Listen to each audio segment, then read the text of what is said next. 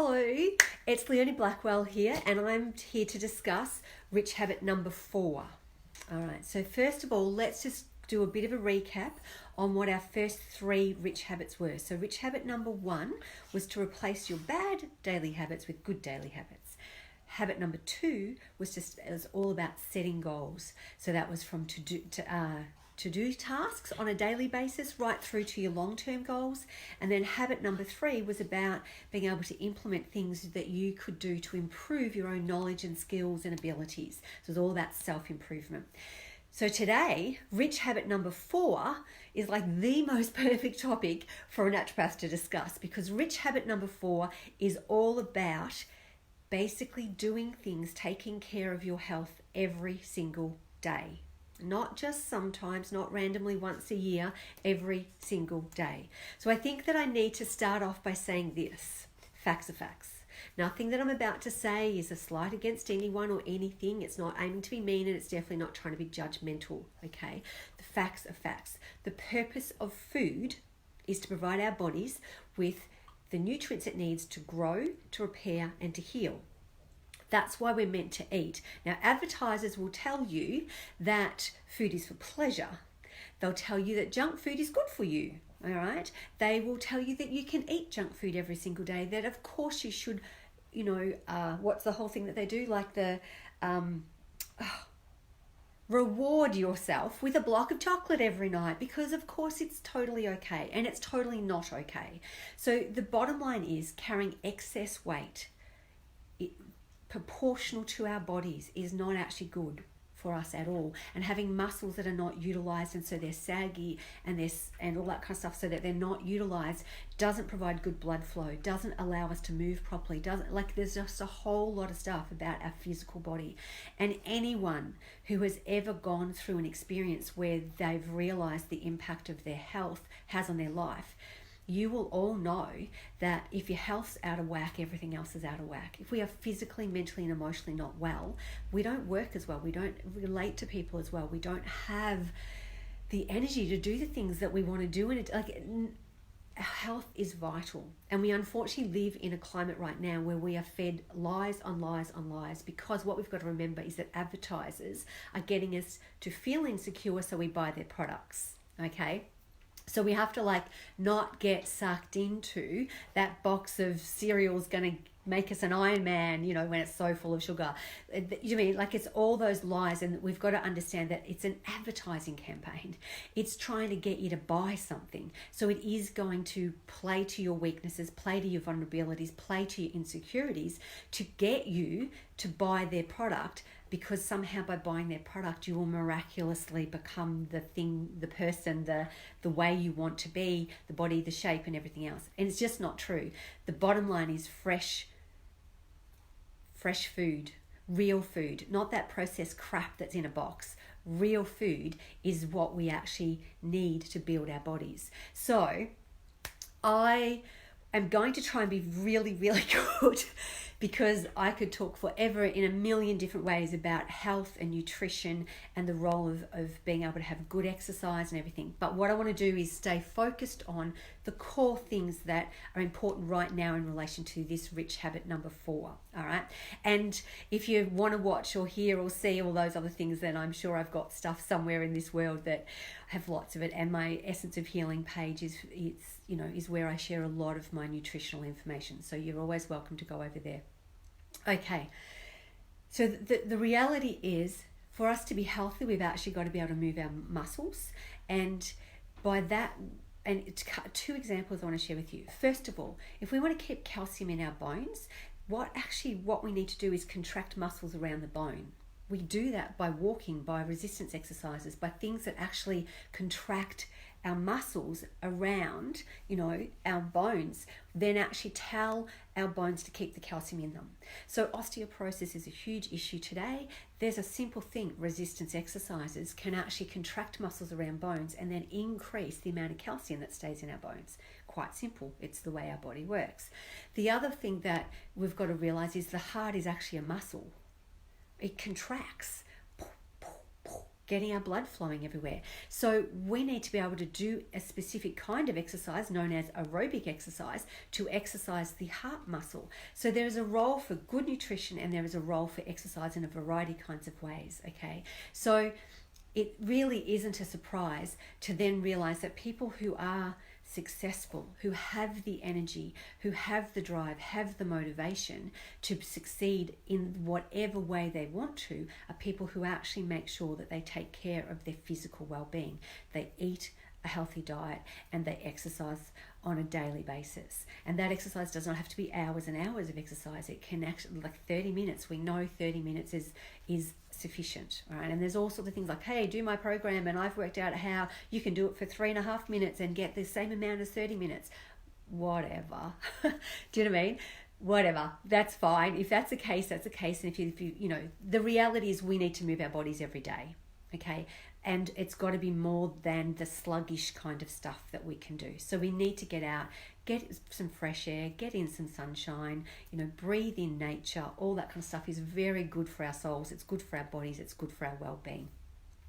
So the aim realistically is for us to have a balanced, healthy weight that we can maintain and sustain. And that gets challenging when we want to be able to believe the advertisers and eat lots of chocolate and junk food every day, because we can't sustain our body and we can't maintain a weight when we're eating excess amounts of calories. So we do need to be able to keep a check and just be able to, it doesn't mean we deprive ourselves of anything. In fact, don't deprive yourself, but basically we don't have to eat sweet junky stuff and junk food every day. We can do it more as a reward. We can do it more as a treat when we really want it. We can do it, but it shouldn't be every day. It should really be occasionally. Do you know what I mean? Occasionally we would do it. It's just occasionally. And engage in some kind of exercises. Now, we need to take into consideration what kind of foods serve your body, what kind of foods help you, because we'll all have, if you've got sensitivities a thing, there's no point anyone saying to you, well, you need to have X amount of serves of dairy if dairy clogs you all up. So you need to have a diet that actually feeds your body and helps your body be the best it can be. And so raw fruits and veggies, steamed fruits and veggies, no, skip the fruit part. Veggies, do you mean? You can do steaming. Try not to boil them. Try not to have them soft and soggy because all the nutrients disappear. You know, doing some juices are great. Things like that where you can actually get the nutrient and the value out of. Because I'll give you a little hint. When people say they get to the end of the day and they're eaten and their tummy's full, but they're still actually hungry, that's actually because your body, your brain is telling your body or whichever, your brain is basically telling you that you have not got enough nutrients in your body for the day. You may have got a lot of food in your body for the day, but you haven't got the nutrients you need in your body for the day. And there's a big difference. And so that is where you need to replace junky, low value, low nutritional value food for good nutritional value. All right. Okay, you need to set up some kind of regular exercise regime, finding time. And if it means you've done none, start out finding 5 minutes. Just start with 5 minutes and build up. It's fine. 5 minutes is better than no minutes. And work towards that 30 minutes a day, okay? And try and do a variety of exercises. And I'll go into exercise in a moment a bit more, but try to do a variety of different exercises. And I've got a little thing that I'm going to share with you in a moment about how to help really keeping your body focusing on burning off that fat if you've got fat that you want to burn. Okay, so the other day, just like 3 or 4 or 5 days ago, I was at this seminar. It was all to do with fasting and our health. And I went largely because I was really curious to find out what the science was behind a lot of the information that's out there. And so it was really interesting. And in itself, I probably need to do a whole lot of information with what I got. So let's do a little summary here. Bottom line is, the idea of fasting, the idea of what foods to eat and when to eat them during the day is very much an individual, and it is age related. I'll give you a little hint. If you're between the ages of 50 and 65, you need to decrease the amount of protein in your diet and have no more than 10% of your diet coming out of protein. And if you're over 65, you need to reintroduce that protein. Yeah. I'm going to talk about that. I'm making on the Essence of Healing page more, but that's just like fascinating stuff about how our body needs different things at different ages. So it really is a case by case individual situation. The biggest thing that would probably come out of the seminar I attended was that there really is evidence to back up that this concept that we should eat every 2 to 3 hours is really a myth for about 98% of society. There may be a very small proportion of people who do need to eat on a regular basis, but the reality is most of us overeat. And when we do I've got to have breakfast, I've got to have a snack, I've got to have lunch, I've got to have a snack, I've got to have dinner, then I've got to have another snack, it actually isn't necessarily true, unless you're in that small percentage of people that will work for. The sugar is not actually part of the 5 food groups, so we really don't need to have pure sugar. There are going to be carbohydrates basically convert into glucose in our body, and so we will have vegetables and cereals and stuff that will actually convert into sugars, and they have natural sugars in them.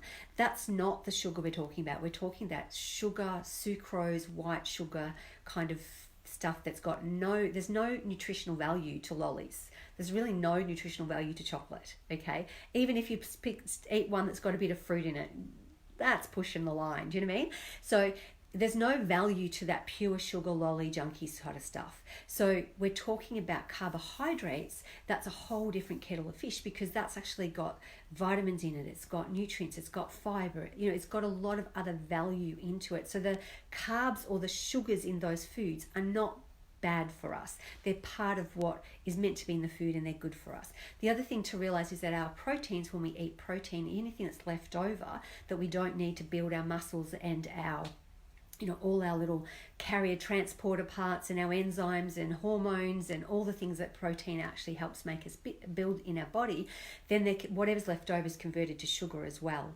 So being aware of balancing that whole carbohydrate, protein to fat proportion becomes really important.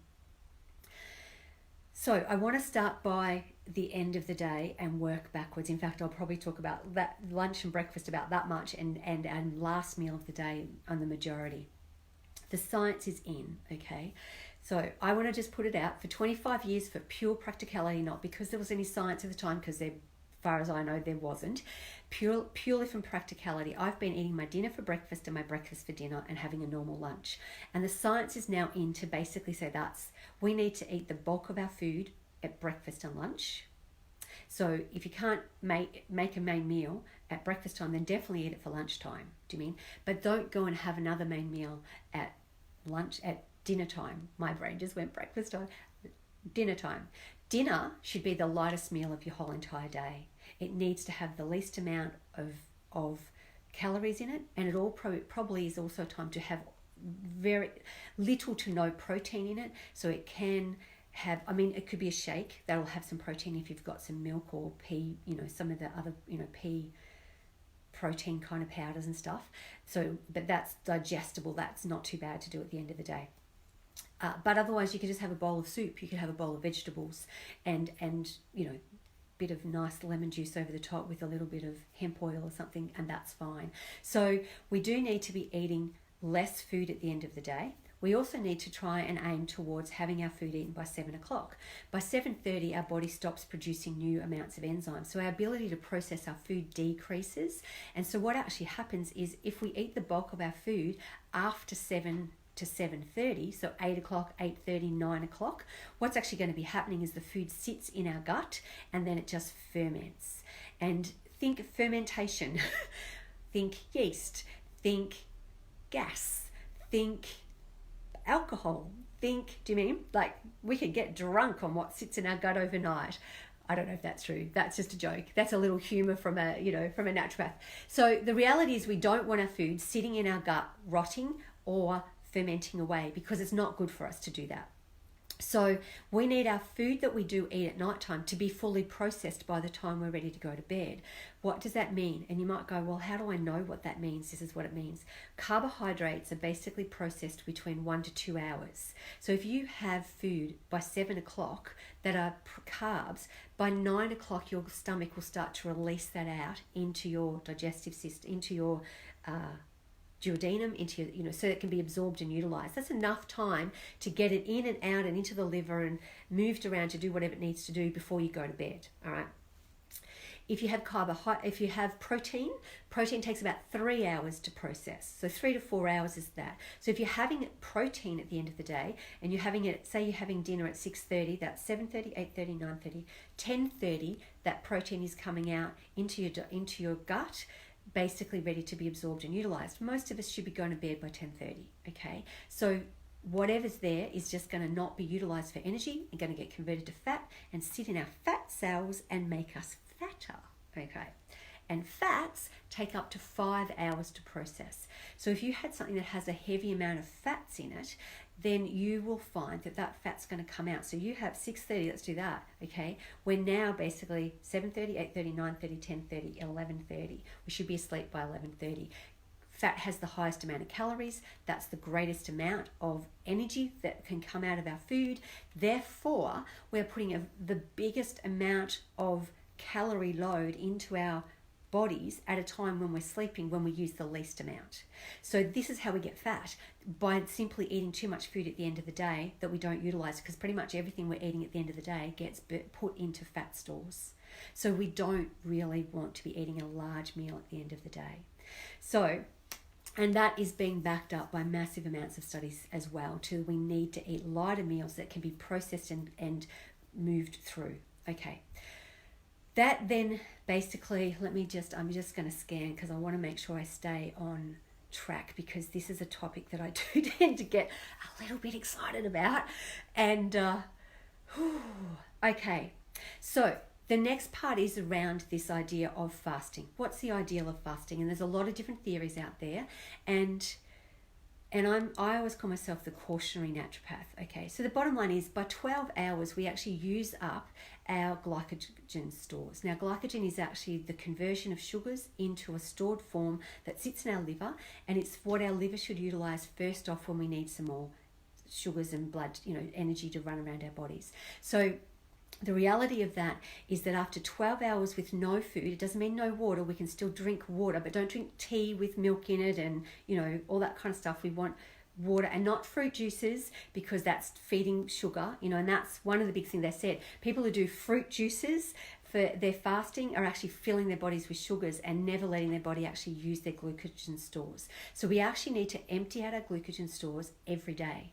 So if we can get a 12-hour gap, which basically means if you stop eating by 7 o'clock at night, you don't eat before 7 a.m. in the morning, okay? So if we can get a 12-hour gap, around that 12 hours, we are actually utilizing our glycogen stores and emptying them out. And that means that the food that we put back in our bodies during the day gets utilized during the day, and then also fills back up our glycogen stores, which means that we're getting this turnover that we need to do. And we're not, because if our glycogen stores are full, then our body turns it straight, whatever we're eating, turns it straight to fat, puts it in our fat cells, stores it in our bodies, okay? So this is how it works. And I think that unfortunately too many people don't understand how our body naturally works. So yes, all right, I'm going to try and behave myself. I know I keep saying that because I just get too excited. Okay, which basically means you need to eat the bulk of your food for breakfast and lunch.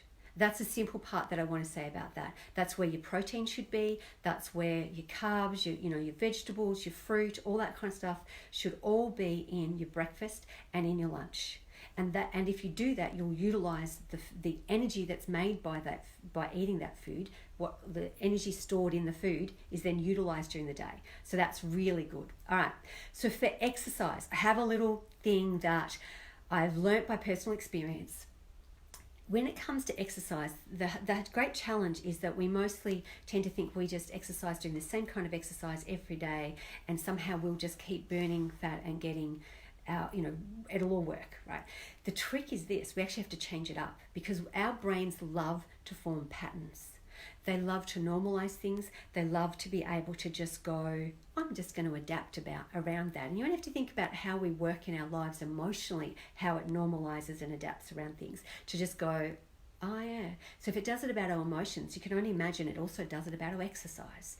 So if we do have weight to lose and we want to be able to burn off that fat by doing some exercise and increasing the amount of energy that we're expending, then change it up, which means have a variety of exercises that you do and you move them around on different days so that you're not doing the same exercise on the same day every week, week in, week out. Because basically by the time you get to about 4 weeks of doing that, your brain will go, oh, on a Tuesday morning at 9 o'clock, I do aerobics. Done. Adapts basically the metabolic rate to cater for that amount of energy. When you stop doing the aerobics because you're disappointed because it's not losing weight anymore and you're not feeling better for it, guess what happens? Your metabolic rate is set a bit higher. And so then when you stop that exercise, you instantly start putting on weight because the metabolic rate has been set at a level that says this is how much exercise I have to do in a day. And when you start doing that much, it then starts storing fat. So change up your exercise, move it around, do it on different days, do different kinds of exercises. We need to do some kind of aerobic. Like I said before, we need to get our heart moving. So we need to get circulation and heart exercise going. We need aerobic.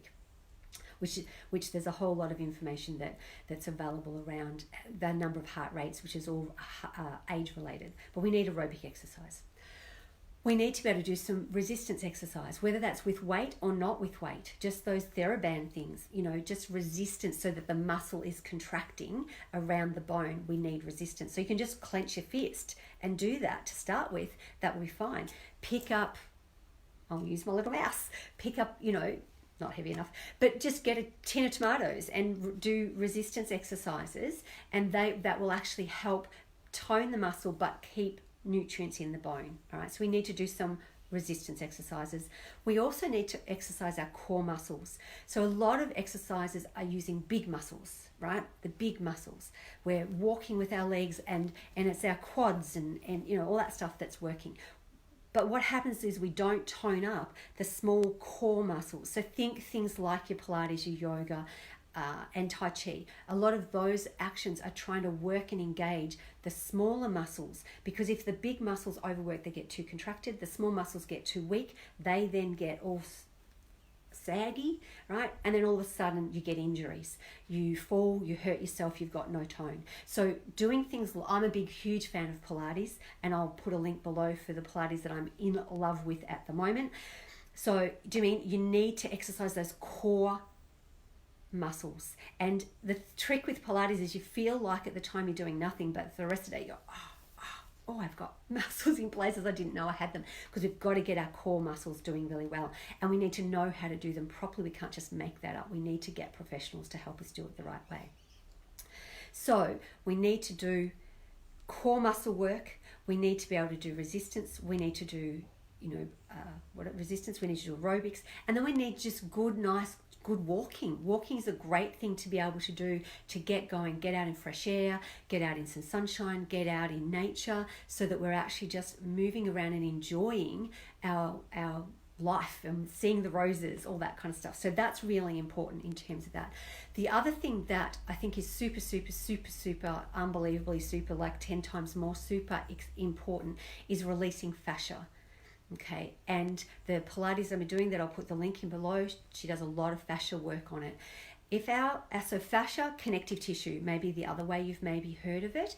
If you've ever gone, connective tissue, if you've heard of anyone who's ever had lupus is actually an autoimmune disease to connective tissue. Connective tissue literally is from head to toe. It's everywhere. Every single muscle is wrapped in connective tissue. Every organ is held. Our ligaments are a form of connective tissue. Our tendons, our bones are just very dense connective tissue. Everything is basically made up of this collagen, silica, vitamin C structures.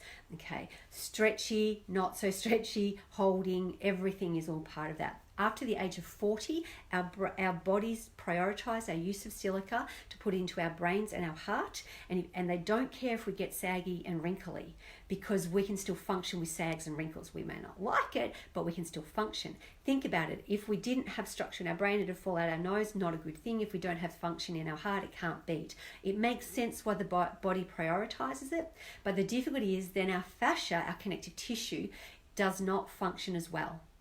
So if it gets tight, if it gets contracted, if it gets little tears in it, it knots up and tightens everything up. And when that happens, we don't get motion, we don't get movement, we don't get flexibility, we get pain, we get fibromyalgia, we get a whole lot of, we can get arthritis, we can get a whole lot of congestion, all because we are not actually being able to stretch and move our bodies because the fascia is not moving. So we've got to do things to release the fascia. And again, as I said, it's in the Pilates that I'll recommend, but there's also a thing called block therapy that is all about releasing fascia. And if you go have a look at the link I'll tag in there, you'll see Deanna talks about she lost a lot of weight by simply improving the function of her fascia, and she wasn't dieting and doing it, so it's amazing what can shift and change in your body. A lot of toxins get stored in our fascia, and therefore we get congestion, we get poor blood flow. We need all of those things to be there for us to be able to function and all that sort of stuff. Okay. Now, the one last part that I will say is this.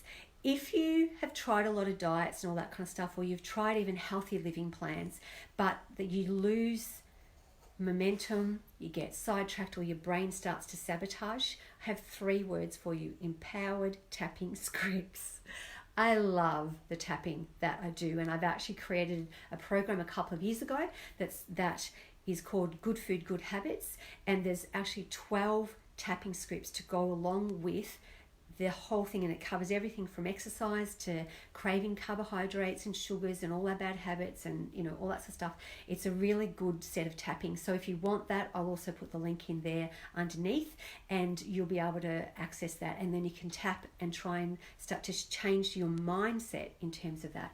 And I'll do one more little call out. If Lee Davies out there, put your name in your links, Lee, because Lee does a whole weight loss program. We're not associated with each other. She doesn't do my tapping stuff with it or any of that kind of stuff, but she's a friend, and I see her posting all the time the amazing stuff she's doing. If you need something extra, if you're a client of mine and you want to come and do weight with me, of course that's an option. But if you're not a client of mine, or you don't want to, or you know how hard it is to sometimes get in to see me or whatever, or you want more one-on-one, more like a weight consultant, then I'm going to give a shout out to Lee Davey and say, Lee, put your information in here, and if you want to connect in with Lee, please do so. You can still use the tapping that I've got because it is literally independent. The tapping is there. You can use Lee's program and combine it with my tapping, and you'll get great success from that.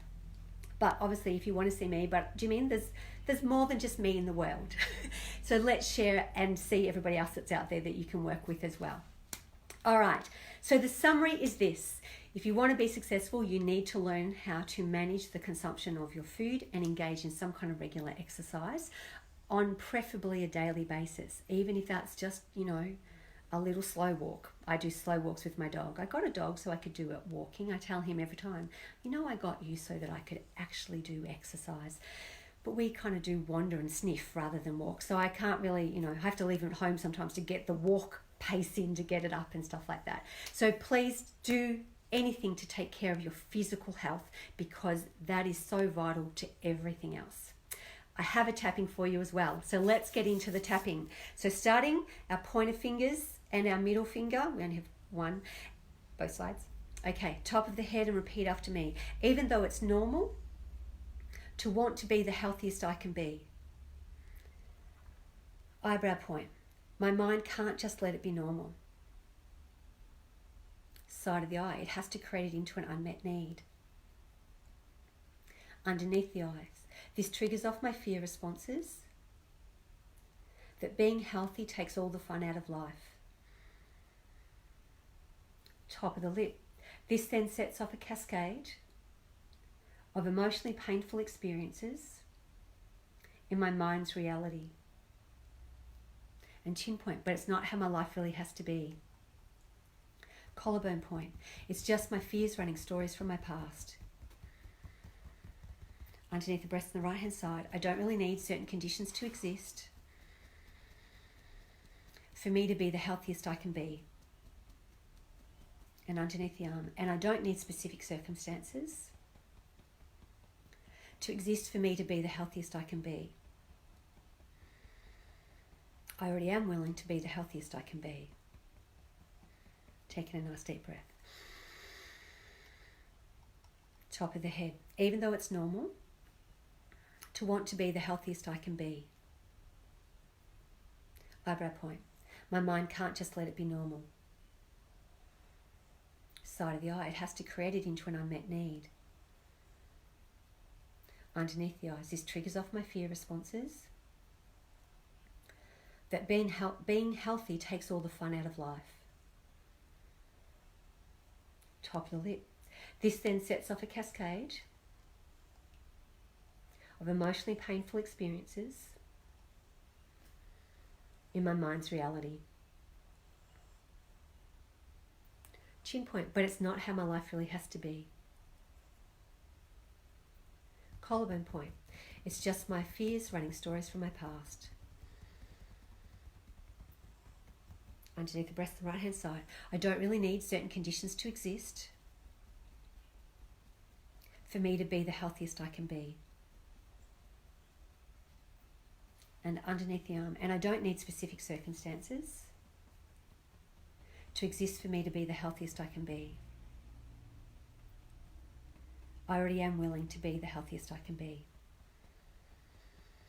Taking a nice deep breath.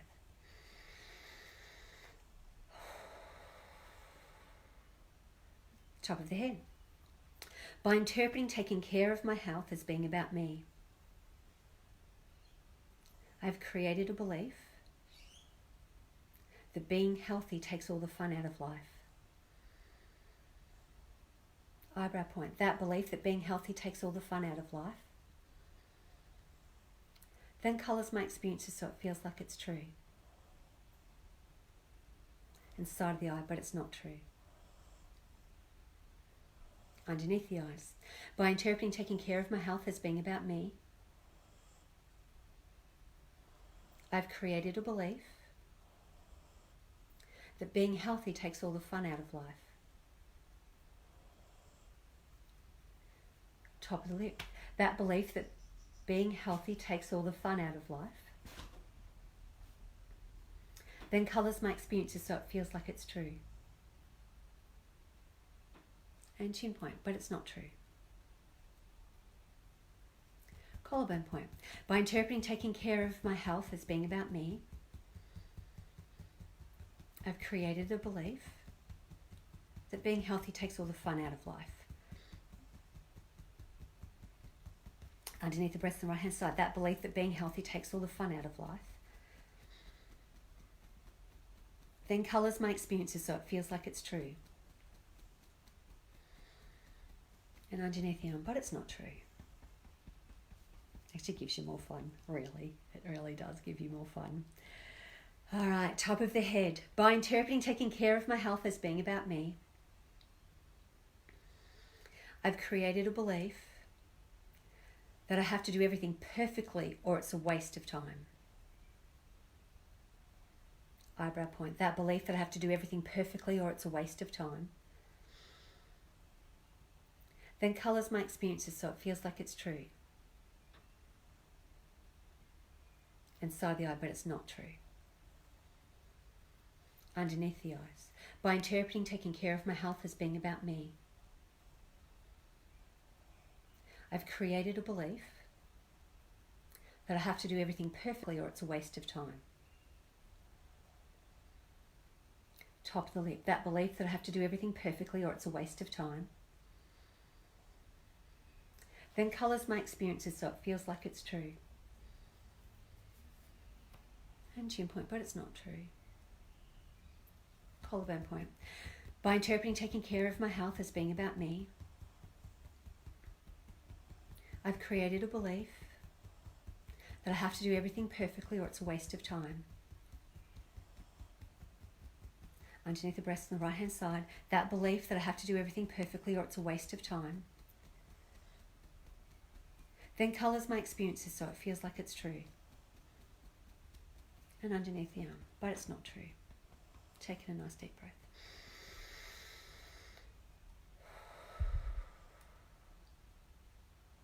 Top of the head. By interpreting taking care of my health as being about me, I've created a belief that eating well takes so much time to arrange. Eyebrow point. That belief that eating well takes so much time to arrange. Then colours my experiences so it feels like it's true. And side of the eye, but it doesn't have to be true.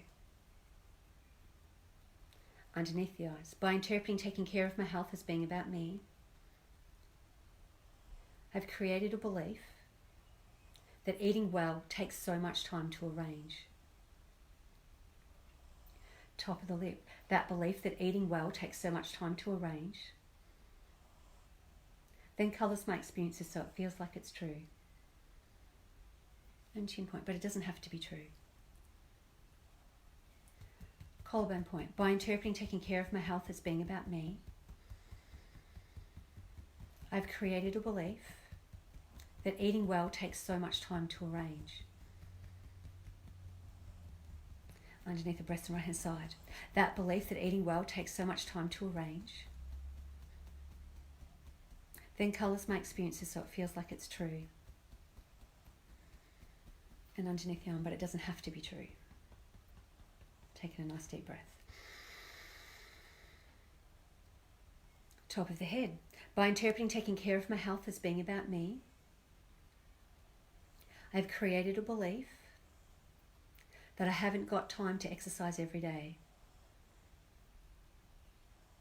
Eyebrow point. That belief that I haven't got time to exercise every day then colours my experiences so it feels like it's true. And side of the eye, but it doesn't have to be true. Underneath the eyes. By interpreting taking care of my health as being about me, I've created a belief that I haven't got time to exercise every day. Top of the lip. That belief that I haven't got time to exercise every day then colours my experiences so it feels like it's true. And chin point, but it doesn't have to be true. Collarbone point. By interpreting taking care of my health as being about me, I've created a belief that I haven't got the time to exercise every day. Underneath the breast and right hand side. That belief that I haven't got the time to exercise every day then colours my experiences so it feels like it's true. And underneath the arm, but it doesn't have to be true. Taking a nice deep breath. Top of the head. By interpreting taking care of my health as being about me, I've experienced a reality where I find it confusing to know what to do because advertising says one thing and scientists say another. Eyebrow point. This reality where I find it confusing to know what to do because advertising says one thing and scientists say another, then colours my experiences so it feels like all there is. And side of the eye, but it's not all there is. Underneath the eyes. By interpreting taking care of my health as being about me, I've experienced a reality where I find it confusing to know what to do because advertising says one thing and scientists say another. Top of the lip. This reality where I find it confusing to know what to do because advertising says one thing and scientists say another, then colours my experiences so it feels like all there is. And chin point, but it's not all there is. Collarbone point. By interpreting taking care of my health as being about me, I have experienced a reality where I find it confusing to know what to do because advertising says one thing and scientists says another. Underneath the breast on the right hand side. This reality where I find it confusing to know what to do because advertising says one thing and scientists says another, then colours my experiences so it feels like all there is. And underneath the arm, but it's not all there is. Taking a nice deep breath. Of course, I wanted to add in another one because realistically the problem is one scientist says one thing, or one study finds one thing and another study finds another, that's really confusing as well, is that science doesn't even agree with itself. And that's probably for a whole other topic and a whole other set of something I could do. But it is one of those things I have a massive, massive passion box about, because the reality is, when it comes to science, we actually have to ask who paid for the research, and that often determines the outcome. So it becomes quite difficult. But for right now, for the average person, it is very confusing. I hear it all the time. But the advertising says this and the science is saying that. I don't know what I'm supposed to do. That's what I've done it for. Maybe another day, at another time, we can get into a whole, let's unravel ourselves out of the collective lies, out of the manipulation of what is our current society. But that's not today's topic, so let's just keep going. Top of the head, I'm letting it all go. Eyebrow point, I'm letting it all go. Side of the eye, I'm letting it all go. Underneath the eye, I'm letting go of all that no longer serves me. Top of the lip, I'm letting it all go. Chin point, I'm letting go of all that no longer serves me. Collarbone point, I'm letting it all go. Underneath the breast on the right hand side, I'm letting go of all that no longer serves me. And underneath the arm, I'm letting it all go. Taking a nice deep breath. And now for the positive affirmation part, top of the head. The only truth is, I already am willing to be the healthiest I can be. Eyebrow point, I already am willing to be the healthiest I can be. Side of the eye, I already am willing to be the healthiest I can be. Underneath the eyes, I already am willing to be the healthiest I can be. Top of the lip, I already am willing to be the healthiest I can be. Chin point, I already am willing to be the healthiest I can be. Collarbone point, I already am willing to be the healthiest I can be. And underneath the breast on the right hand side, I already am willing to be the healthiest I can be. And underneath the arm, I already am willing to be the healthiest I can be. Taking a nice deep breath. How's that feel? Yay. Okay, I will put this tapping script underneath in the comments as well, so that you'll be able to follow along as it goes. And if you wish to share this, that's perfectly fine. You can share it onto your page if you think that the information will benefit the people and your friends and your family, then please do so. So thank you, and I will see you next week for the next Rich Habit. In the meantime, replace those bad habits with good ones.